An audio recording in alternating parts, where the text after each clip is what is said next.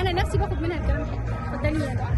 احنا اللي كل حلم مشينا ليه مليون طريق، وقدرنا بالعزيمة يكون جد وحق وحقيقي، اثبتنا للدنيا دي ان اللي عمل غير اللي قال. طول ما الإرادة فينا دايما أقوى من الحديد، هنبقى أول حد سابق بيقدم جديد، هنعدي الصعب ونوصل بالعمل فوق الخيال. حاسه انها فرقت معايا.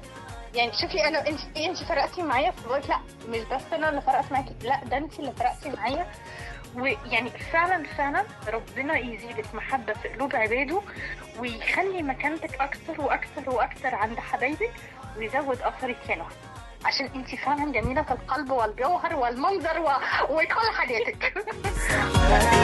عالي عالي عالي عالي عالي عالي، ودينا وصلنا زي ما قال الكتاب. احنا اللي بنبني كل يوم علامة للتاريخ، ممكن تبان قصاد عينيك من فوق سطح المريخ، جوانا قوة كبيرة وفي امل ما بينتهيش.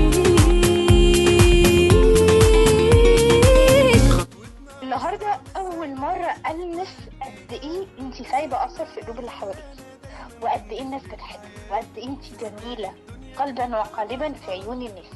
ودي حاجه فرحتني قوي، كاني انا اللي النجاح ده بتاعي. عارفه الاحساس ده؟ انا فرحانه لحد قوي من قلبك. الله ربنا يزيدك. اما شكلي اقول ما شاء الله ما شاء الله، ربنا يزيدها، ربنا يحبب فيها خير، وربنا يزيدها في كل حاجه حلوه.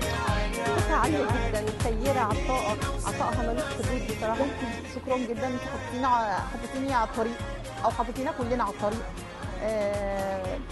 حسستيني بالامان ان انا مش هخسر الناس اللي حواليا، ان انا مش هزعل الناس مني.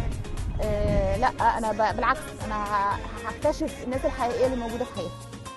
انا سعيده جدا ان انا كنت معاها، وان انا كملت معاها كل الكورسات، وباذن الله مكمله معاها في اي حاجه جديده تطلع بيها.